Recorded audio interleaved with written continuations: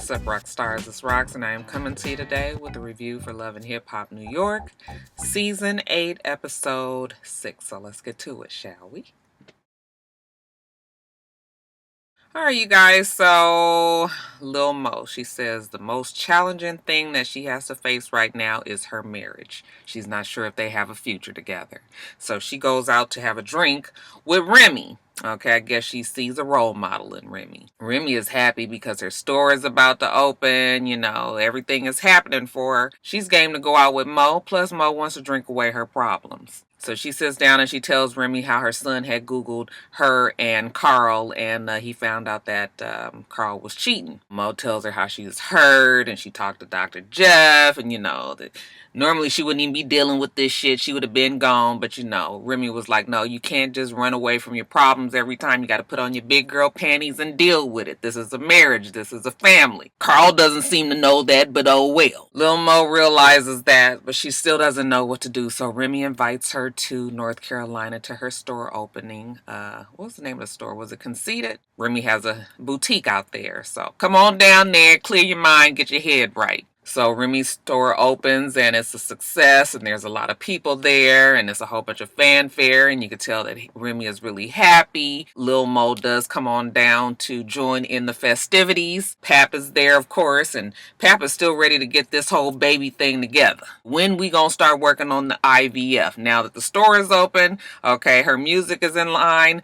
Next would be the baby, right? She tells him she's ready. She's like, you know what? I'm gonna tell you what. You go and find the doctor. Get all that lined up, and then I'll show up. It's just like she just doing a job. Like, wouldn't you want to be involved in all this, considering you're gonna be the one carrying the baby? But hey, I guess you know what? If Pap want to do all of that, she just wants to be the baby making machine, then fine. Anyway, while she's there talking to Lil Mo, who should show up but Carl? Lil Mo was like, damn, I can't even get a few days away from you. You're always up under me. I'm trying to clear my head. I'm trying to think about some things, and of course Carl is there because he wants to fight for his woman. Even Remy thought that it was stalkerish that he would just show up like that, but truth be told, Pap is the one that told him that Mo was coming down there to the store opening, because Pap also believes in black love, and damn it, if you want your woman, then fight for her. So that's what Carl is there to do. So they go outside and they're talking, Carl give her this half illiterate speech about, he want to be with her forever and whatnot. Lil Mo is touched by this recent show of affection. The fact that he would come all the way down to North Carolina meant something to her. And since he did do that, she's willing to fight as well. All this would be nice if the nigga would just stop doing it. Stop fucking around, Carl. It's that easy. What the hell did Lil Mo have on? I was like, girl, all these blues, these damn pants with the slits up the side. Child, she had on her $5 store jewelry up here. Then she had some rhinestones. And then I was like, girl, entirely too much. Entirely too much. But that's neither here nor there. Carl and Lil Mo, at least as of today, they are going to try to work it out. Now, Rich, remember he tells us that he's trying to give up the ho-ho status. But it's real hard for him. Now, he does have these health issues with the diabetes. And that diabetes seemed to be kicking his ass because Rich looks like he has actually aged quite a bit since last season. I don't know exactly what happened, but you can tell that he ain't quite all the way there health-wise. And then, as if that wasn't enough, he added more stress to his life having this fucking relationship with Anais. Alright, so he sits down with the chief executive fuck nigga. He tells him that he's fooling around with Anais, and he is in such a hurry to tell everybody. It's almost as if he's real proud of the fact that he's having an affair with this married woman and kids. You gonna get your ass fucked up. Because I know the old fat Two Live Crew, look-alike husband of hers, he looked like he got some homeboys that could really fuck Rich. He got it in him, y'all. Excited Self tells him that even for you, even for the ho-ho, this is low. I mean, she has a whole family at the house and you messing around with him, Richie was like, how you just gonna be making me feel bad, Will, nigga? Because I'm trying to tell you what's right. Okay, too fucking old to be out here just doing all of this. And Richie says, yeah, you know what? I actually really feel bad because it's Navarro's artist. And I'm just sitting there like, okay, you feel bad because it's his artist and not the fact that she's married. Because he doesn't want to keep this secret away from Navarro. He means so much to him. That's his frat. They go out and Richie is going to lay it on Navarro what's going down. So what's been going on, Navarro? Navarro's like, yeah, my girl, she been kind of slacking at the job. All that shit that happened with Anais, I think we buried the hatchet there. But now she just ain't really doing nothing. I need her to pull her weight a little bit more. On top of that, Pops is sick. My mom told me that he had passed out for a couple of hours before they found him. He was in a diabetic coma. Uh-oh, ding, ding, ding, diabetes. Richie, he got the sugar too. So now he's listening like, damn, your dad done passed out. Ooh, this shit is really serious. Since they done got into the deep talk of the diabetes, now Richie has decided that he's not going to lay it on Navarro just yet. It wouldn't be proper. But all this talk about being sick and everything, got him to thinking, okay, now the shit is really real. So he has to go and talk to his mom. His mom is like, how you been with this whole diabetes thing? Okay, what you doing to, ensure that you gonna be here another 30, 40, 50 years? And he was just like, well, I've been trying to do better, eat better. I'm seeing a nutritionist. Oh yeah, and I'm fooling with a married woman. Who tells their mama that? Well, Richie does, because him and his mama got that kind of relationship. But again, I'm like, you are really proud that you are fucking around with this married woman, huh, Rich? Anyways, mama is more concerned about his health. Okay, you remember Uncle Mickey? He was in a coma as well. Okay, they got family members that have lost limbs, lost feet, toes, and the such. Richie, I want you to be here forever. I can't be burying my own child. Okay. Of course, then, Richie get a little thick-throated, and now all of a sudden he get to crying about how he don't want to die, and, he want to be here forever. Okay, he is terrified. He got to take this shit seriously, okay, because it's real. Yeah, again, it's really real, Rich. Now, Anais said after that argument that she had with Jonathan, she never wanted to see him, hear his name, nothing that had anything to do with Jonathan. But because her damn marriage is falling apart, she can't imagine losing her best friend as well. So now it's time for her and Jonathan to work things out. So they go and sit down, they meet up, and Jonathan is so happy, so touched that she showed up there to meet with him, because he has an apology. He's sorry. You know what? You right. I did sacrifice our friendship. I did go Hollywood. I did stop talking to you. I did start hanging out with celebrities and act like I didn't know you. Yes, I did all of that, and I am so sorry. I was just like, you is real dramatic, Jonathan. But I guess this was his moment. She was all crying too. I said, girl, my stomach lurched when I saw how thick that makeup was on her face. When she cried, it looked like some gel going down her fucking face. It was so gross. I was just like, ugh, what do they have on this? What this girl's face look like under all that damn makeup? And can somebody please go and rebraid her hair so when she put the wig on, it don't have a cone right here? Evidently, y'all done braided it in the beehive. We gonna need the prison braids going back so the shit can shred. That shit just be puffed up at the top. I said, girl, you gonna get this egg off the top of your head if it kill you. Oh shit, I don't even know what I was talking about. Anyway, they supposedly have this touching scene. It wasn't touching to me. Were you touched? I wasn't touched. Now, Jonathan tells us that he's seeing a new dude, and he's an R&B dude, and he still don't really know how to operate in this whole relationship, but he likes the guy, and he gonna see what's gonna happen. And she was like, well, good, okay, because I'm over my husband, but listen, if you can find love somewhere, then good for you. Plus, she tells him how she's working with Rich, all right, and Jonathan already has his opinions about the head of Ho operations. All right, last night somebody tried to call him the leader of the creep squad. I said, no, he is not the leader of the creep squad. Oh gosh, guys. Anyway, Jonathan and his boy Toy. The boy name I think is Trent Cruz. We see Trent rehearsing in this church. I said, Mona, bitch, you just gonna keep on with this blasphemy, huh? Who was that we saw last time that was practicing in the church? You ain't got no respect for the Lord. You got these people up in here singing about love and sex in the damn church. I'd be fucking ashamed of yourself, Mona. Anyways, Jonathan is complaining to the guy that they don't spend enough time together. To me, it seems that Jonathan likes the guy a little bit more than the guy likes him. Or as the guy says, which is always a good excuse these days when you supposedly on your grind. He's so busy, he's so focused with his career, he ain't got time. Listen, don't fall for the bullshit, you guys. Anytime somebody wants to be with you, I don't give a fuck how busy they are. They will make the time. That's how you can gauge how important you are to somebody. If they don't make the time, then it ain't really for you right now. Don't be sitting up here running after no nigga that they say they too damn busy. Shit. So anyway, Jonathan wants to help him, wants to be there for him. He wants to do everything on his own. Trent doesn't want to have to owe anybody. He wants to say that he made it, self-made and whatnot. It's fine. But Trent is willing to try to bend a little, give Jonathan what he needs, spend more time with him, not just cooped up at the house watching Netflix. I said, Now I'm not gay, but I do believe it works the same way for gay people. If they ain't taking your motherfucking ass out and y'all sitting up in the house fucking all the damn time and ain't nobody else even know you a couple, then maybe you not a couple.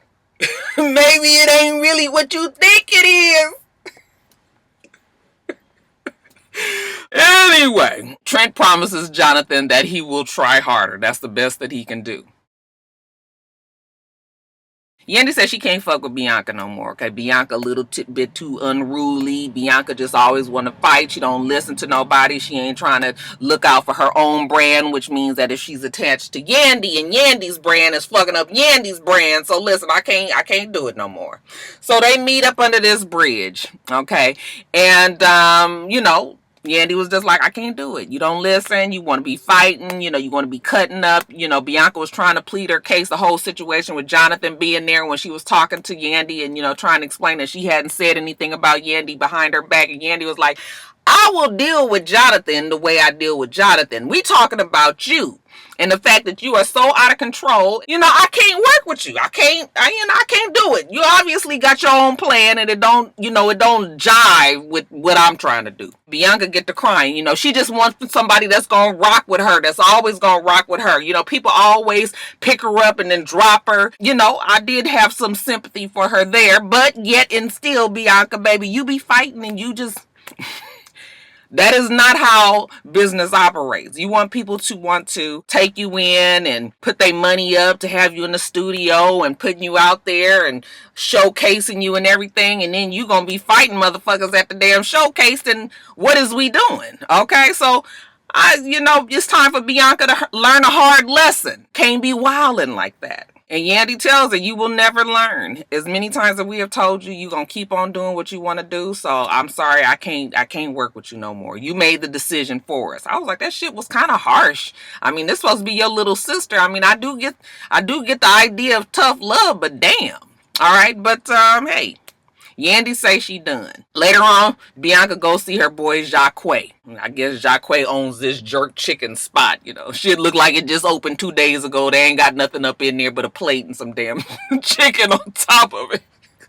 I said, Mona, you couldn't even just rent out a Kentucky Fried Chicken for a day. So, take all the shit down and say Kentucky Fried Chicken and let it look like Jacques had some shit. Somebody have a damn chicken joint. It's real suspect. Anyway, she's there to tell him about Sophia and how she was at this shoot and, Mariah Lynn showed up and Mariah Lynn tried to beat her ass and, took a swing in the area right up and around through here, kind of missed, fell off the bed and all of that. And while she's trying to tell him the story, who should show up but Sophia? Hey, how you doing? Bianca's just like, hey, so...